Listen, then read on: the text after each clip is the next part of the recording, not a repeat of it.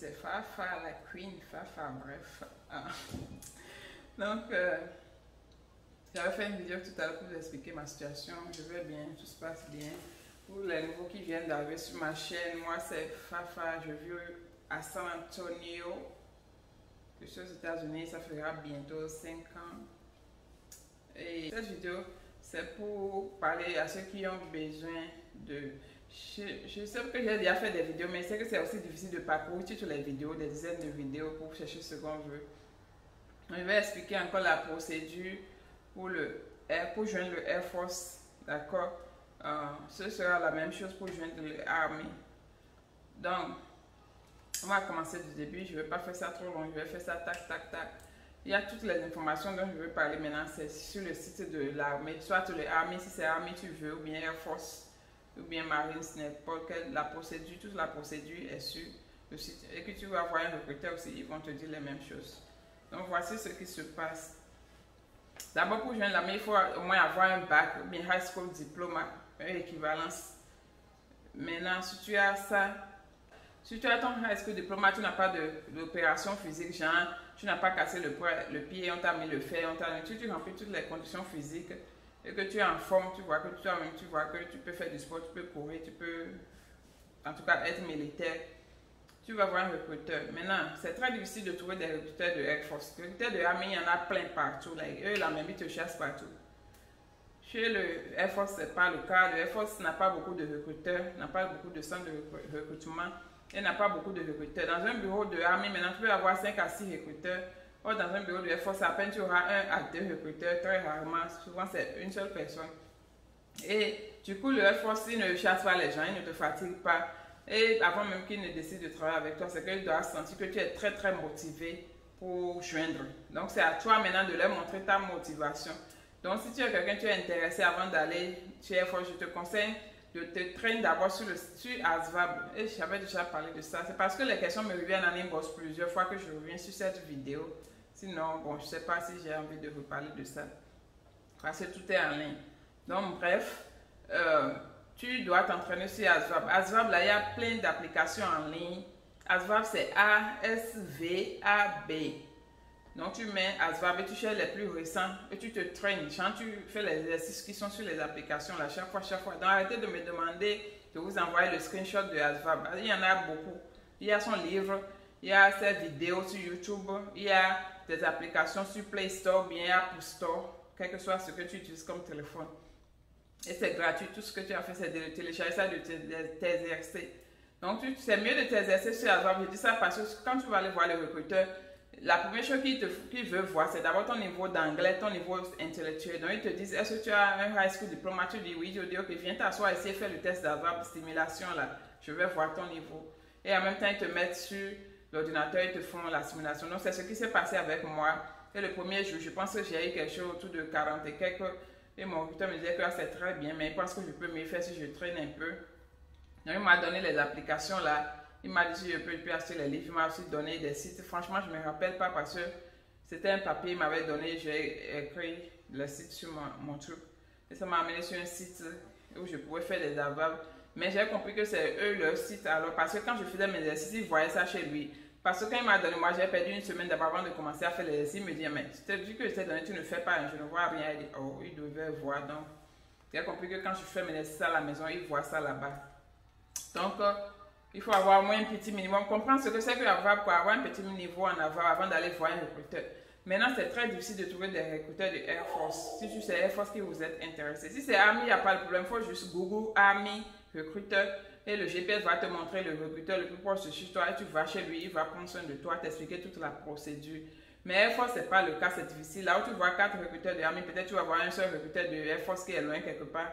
Et tu vas là-bas, il n'y a personne chaque fois. Donc, il faut tout faire pour avoir leur numéro, l'appeler, insister, envoyer beaucoup de messages jusqu'à la personne avoir voir que cette personne est motivée. Moi, j'ai cherché à sceller jusqu'à une semaine avant de pouvoir voir un recruteur de Air Force et de le parler. J'étais allé même m'arrêter sur sa porte et il n'y avait personne. Jusqu'à je suis allé, j'ai frappé, il y avait quelqu'un, j'ai ouvert. Il me demande, tu as rendez-vous avec moi? Il dit, j'ai pas rendez-vous. Il dit, à moi, c'est pour un rendez-vous, je suis ici. Il dit, à moi, je venais ici depuis des jours, je ne vois personne. Il dit, ok, viens t'asseoir. Et puis, je me suis assis, je lui ai parlé. Et bizarrement, j'étais déjà allée chez Army parce que je ne connaissais pas, je ne savais pas qu'il y avait différence entre Air Force et Army.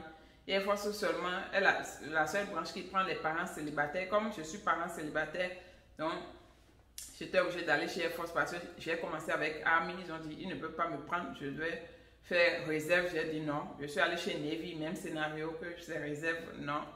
Donc j'ai dit, si je fais plein temps, militaire plein temps, je suis allée à Air Force. Et ils ont dit oui, non, on prend parents célibataires. J'ai dit, vous êtes sûr? Ah, mais il m'a déjà fait perdre mon temps. Et tout ça, ils ont dit, non, c'est bon.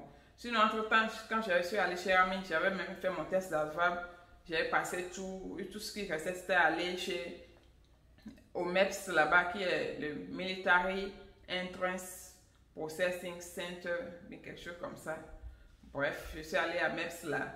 Et pour faire mon test. Et tout ce qui restait, c'était aller pour faire le physical. Et j'ai dit que je ne veux pas réserve. Bref, mon histoire, je l'ai racontée déjà. Donc, la procédure, c'est que de tout faire pour t'accrocher à un recruteur de Air Force.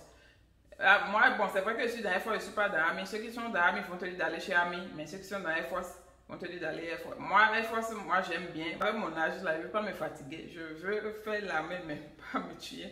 Eux, là, ils font, c'est autre chose.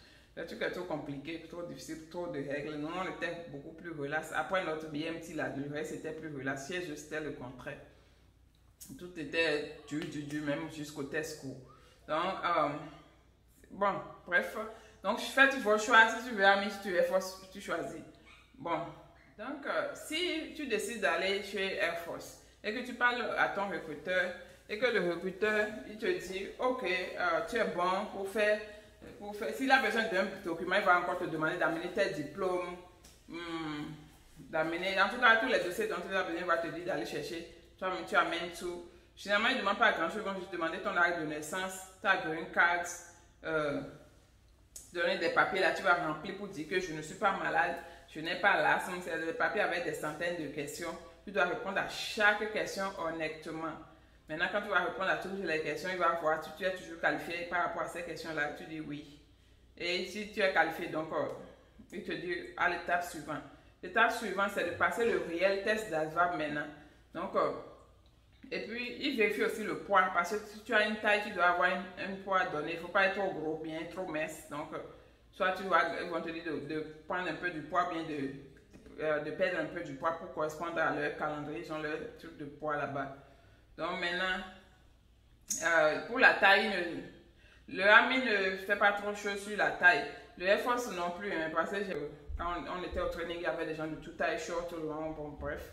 Donc ils ne sont pas trop dessus la taille. Donc peut-être d'autres branches peuvent exiger la taille, mais ici, le Army et le Air Force ne sont pas de problème avec la taille. Bref. Mais un petit truc d'abord, si tu penses que ton anglais n'est pas trop bon, mais tu veux jouer forcément, il vaut mieux aller chez Army, parce que le Air Force L'Air Force a besoin de quelqu'un qui comprend bien l'anglais. Ils ne te font pas de cours d'anglais. Le Army, si ton anglais n'est pas bon, après ta formation militaire, ils t'envoient à l'école pour faire un peu de l'anglais et après tu vas faire ta formation professionnelle. Le Air Force ne font pas ça. Après le BMT, tu vas directement à ton école. Donc, si ton anglais n'est pas bon, ne compte pas sur le Air Force pour te former en anglais. Bref, donc, mais si tu veux toujours joindre, il faut mieux aller avec le Army. Bon. Donc après, si tu amènes tous tes papiers, ton dossier est bon. Si tu es célibataire, tu n'as rien, ils vont te schedule pour le mettre. La première fois, c'est pour faire le test d'AVAB correctement. Tu fais le test d'AVAB, tu passes, ils vont te faire la deuxième fois pour aller faire le physical. Le physical chez le Army, c'est pas pour le Air Force et le Army, c'est la même chose. Pour tout le monde, c'est la même chose parce que tout le monde passe par. Quand j'étais allée pour mon physical test, j'étais avec les Army, Marines, Navy, Coast Guard, tout le monde venait faire la même chose. Donc pour les garçons, pour les femmes, tout le monde se déshabille, mais on reste dans le champ séparé, personne n'a vu personne nu. Les femmes restent ensemble, les garçons restent ensemble. Peut-être ils vont vous dire d'enlever vos hauts, même peut-être les femmes restent dans soutien et slip. Et ils vont vous dire de faire des mouvements, ils peuvent te dire de faire comme ça, de tourner vos poignets pour voir que ça ne fait pas mal. Peuvent te dire de tourner les bras. Ça, il y a des gens qui ont fait des vidéos sur des choses là. Ils vous disent de vous agenouiller, de faire des mouvements. Les gens ont fait beaucoup de vidéos sur ça. Je n'ai pas besoin de perdre le temps sur ça. Il faut juste Google like, physical, Air Force Physical, MEPS, Physical MEPS, là, ça s'écrit MEPS. physical, il y a beaucoup de vidéos que les gens font en anglais. Mais si tu ne comprends pas anglais, il faut mettre sous-titres, tu vas écouter. Donc, après le physical, donc pour le physical de l'armée américaine, tu n'as pas besoin d'aller courir, faire 100 km pour montrer que tu sais courir. Non, on ne fait pas ça ici, désolé. Pas comme en Afrique, je ne veux même pas penser à ça, la musique. Bref, ah bon, on ne fait pas ça. Ils ne te demandent pas de courir, ils vont te demander de marcher peut-être sur tes pieds, pointe de pied, comme ça on va voir que tu es fort, de t'agenouiller, de te lever, de t'agenouiller, de te lever, de faire tes bras comme ça, de faire comme ça. Oh, sache que tu n'as pas de plaie, tu te mets complètement nu. Comme je l'ai dit, tu restes en slip et en soutien.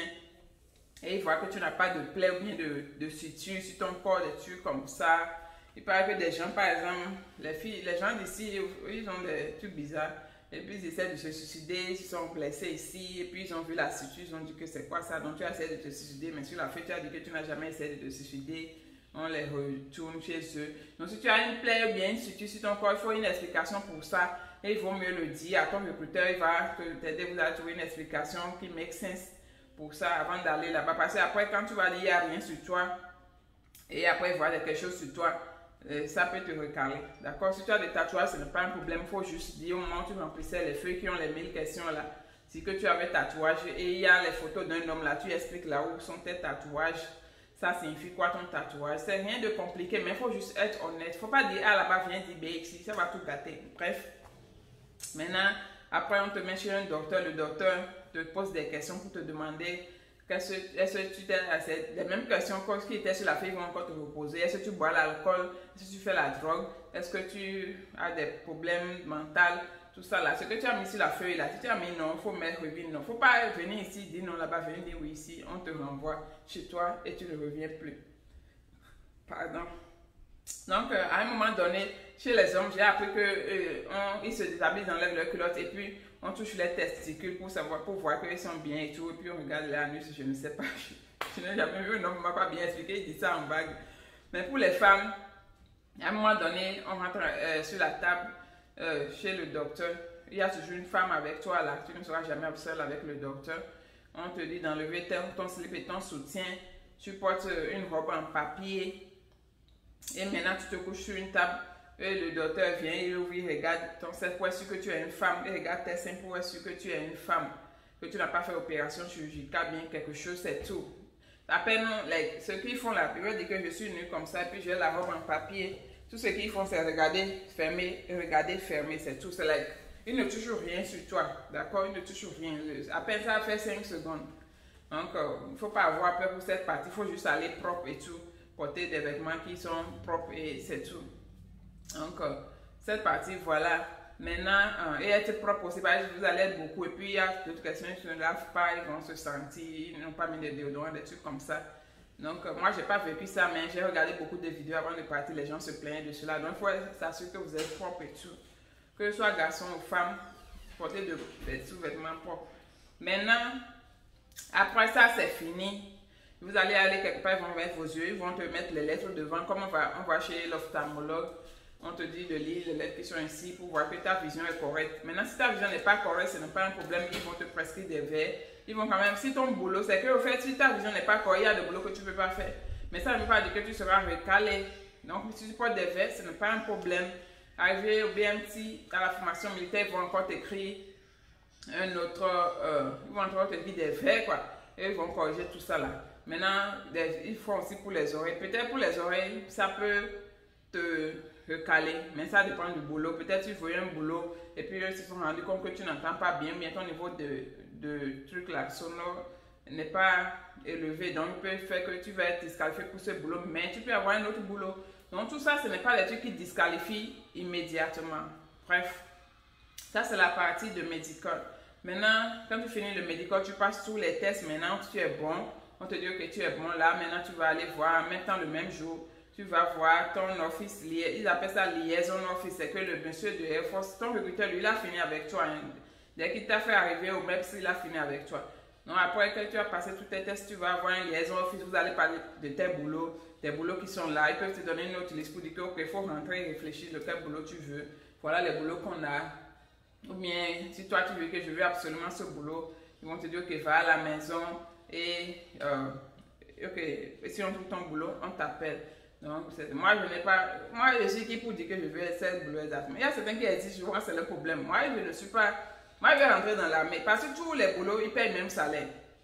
Maintenant, toi, quelqu'un m'avait écrit, il disait que lui, il ne veut pas rentrer parce qu'il veut forcément ce boulot. Je dis pourquoi? D'abord, tu es dans la chose là. Tous les jours, tu montes de grade. Chaque année, tu montes de grade. Ton salaire augmente, quelle que soit ta position, quel que soit ton boulot. Nous tous, que ce soit mécanicien, que ce soit nurse ou que ce soit quelque chose là, quand on a les mêmes grades là, on a les mêmes salaires. Maintenant, toi, tu dis que non, tu veux aller travailler à l'hôpital, tu ne veux pas.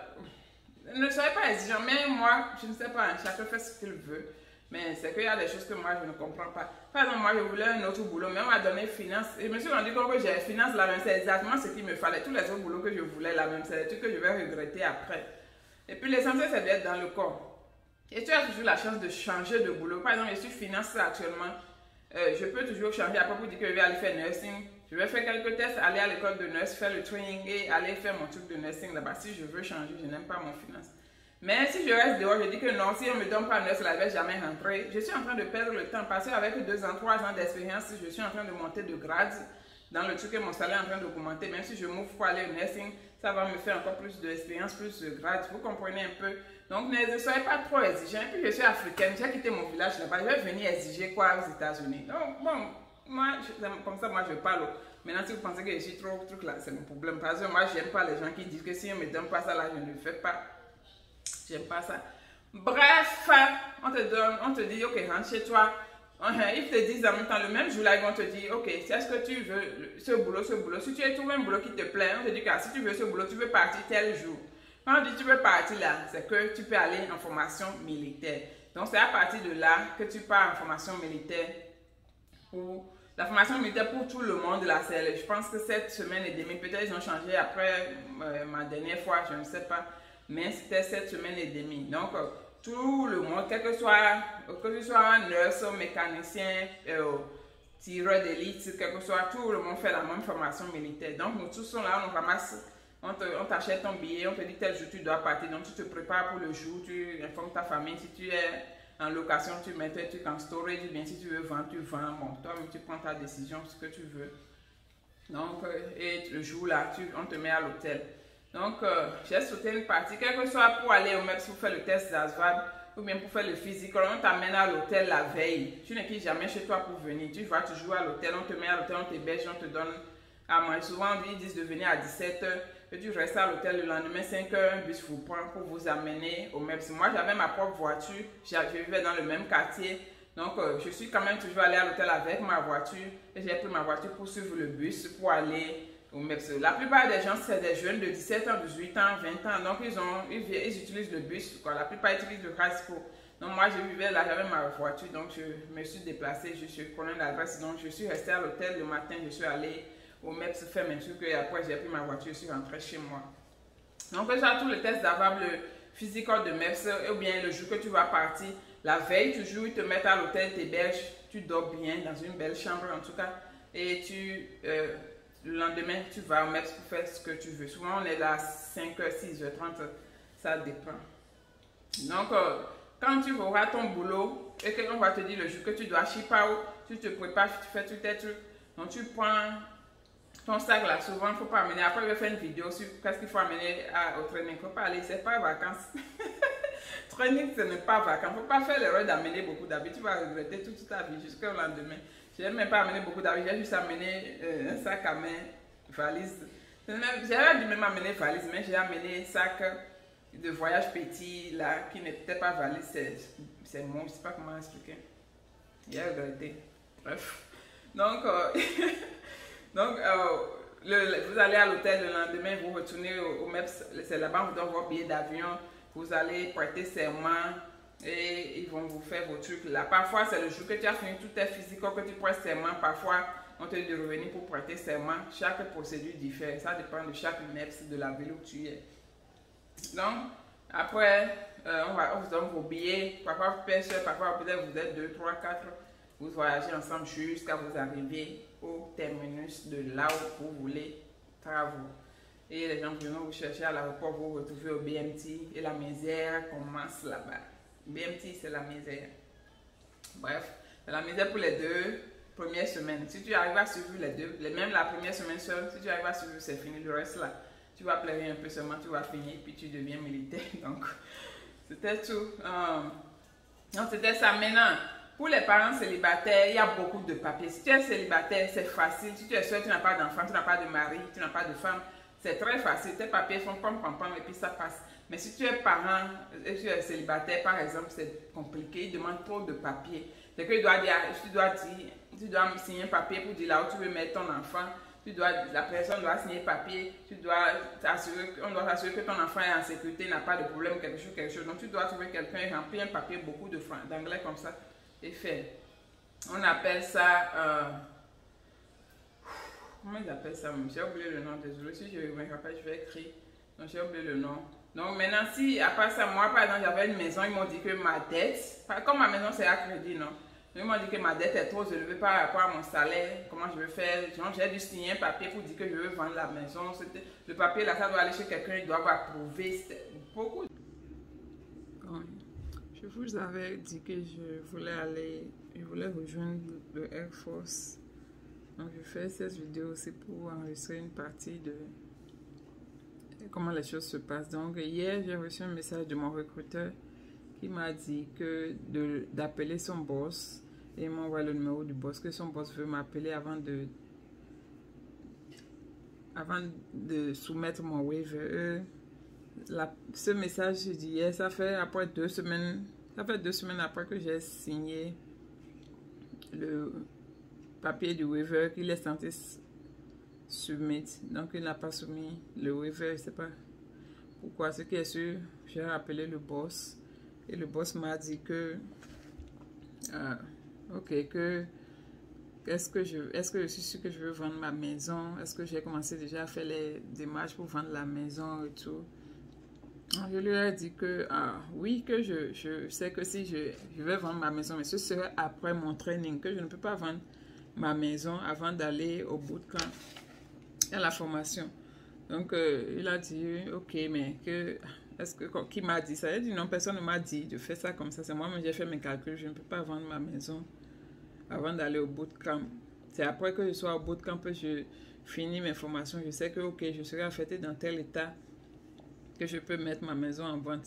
Il a dit ok, c'est bien, mais que donc il me disait que avant d'aller au bootcamp, de faire un papier qu'on appelle Power of Attorney, donc de confier mes pouvoirs à quelqu'un au cas où je n'aurai pas la possibilité de revenir avant de vendre la maison, pour que la personne puisse se charger de la vente et de tout. J'ai dit ok, que ça c'est pas un problème, que j'ai déjà parlé à un realtor, les gens qui s'occupent de la vente des maisons, que j'ai déjà parlé à un realtor et qu'il va s'occuper de tout. Donc c'est un ami, il n'y a pas de problème. Et puis ma maman aussi va s'occuper d'une partie des choses. Donc je lui ai dit que c'est comme ça. Donc vous vous rappelez, je vous avais parlé de mon waiver. J'avais appliqué pour un waiver dans ma procédure de rejoindre le Air Force. J'ai appliqué pour ce qu'on appelle Financial Waiver. Et ça avait pris de temps. Je pense que ça fait pratiquement 2 semaines que mon recruteur m'a dit qu'il va envoyer le waiver à celui qui doit signer, mais je n'ai rien eu jusqu'à aujourd'hui. Donc je lui ai envoyé un message hier pour lui demander comment ça se passe. Il m'a dit qu'il était en vacances, qu'il va voir quand il va rentrer. Donc ce matin, il m'a envoyé un message pour me dire que mon waiver a été approuvé. Donc mon waiver est approuvé. Et donc ce que je peux faire. Donc la suite maintenant c'est de programmer pour aller au MEPS pour faire le physical test. On va voir ce que ça va donner, je sais pas trop, mais on verra. C'était catastrophique. Et moi, j'étais découragée parce que mon recruteur même n'avait pas mon temps. Il avait son autre problème. Sa femme était malade, a fait enfant. Et puis, il n'habitait pas dans ma ville. Et puis, il était le seul recruteur. Il allait. Parfois, même, j'ai failli me décourager. Mais bon, l'envie était là. J'avais décidé. Donc, rien ne pouvait plus m'arrêter. Donc, j'étais là, calée, quoi. Donc, c'est pour ça que je suis restée, je l'ai fatiguée. Bon, je n'ai jamais embêté. Il y a d'autres qui appellent le recruteur pour dire que pourquoi ils prennent tout ce temps, ils vont aller. Je n'ai jamais fait ça. Chaque fois que je l'appelle, je l'encourage, je dis comment il va, que c'est pas pour le déranger, comment on fait. Donc chaque fois qu'il me dit amène ce papier, maintenant j'amène, on fait 2 semaines et après je retourne. On me dit, amène le papier, j'ai fait 2 semaines. On me dit, ok, l'autre papier que tu as amené il y a 2 semaines, c'est maintenant tu vas signer. Ma procédure était trop compliquée, je ne savais même pas pourquoi. J'étais vraiment découragée. Mais avec la volonté de Dieu, puis Dieu sachant faire ces choses, tout est aligné like, perfectly. Au moment où je devais partir, je n'avais pas de crainte. Tout était déjà bien organisé. Je me suis même rendu compte qu'au moment où je me fatiguais, si je partais, même j'allais laisser le désastre derrière pour mon fils et maman. Mais Dieu merci, au moment où j'étais prête pour partir, tout était en ordre. Donc c'était un peu ça, la procédure. C'est pas généralement pas difficile. C'est juste que si tu es quelqu'un, moi j'avais déjà toute ma vie, vous comprenez. Généralement, c'est les enfants de 17 ans, 18 ans qui quittent le high school, ils prennent le sac au dos, là, c'est toute leur vie qui est déjà dedans, ils s'en vont au training et puis on envoie quelque part, ils n'ont pas de problème. Mais moi, j'avais toute une maison, une voiture, un enfant, un boulot, un parent qui était là, je m'occupais de tout. Donc, et puis d'un seul coup, comme ça, il fallait partir. Je décide de joindre l'armée, il fallait beaucoup de choses, quoi. Donc, c'était un peu ça. Dans la procédure, avant que tu n'ailles au basic training, quand tu vas finir ton test de VAB, tu vas finir ton physical, tout, le temps que tu attends qu'on t'appelle pour ton boulot, ils font ce qu'on appelle un background check. Ils vont te dire de donner le nom de 2 personnes à qui tu fais confiance, qui te connaissent bien. Tu les donnes, les appels, vont leur poser des questions, te demandent si tu n'as pas de lien avec l'armée de ton pays, si tu es prêt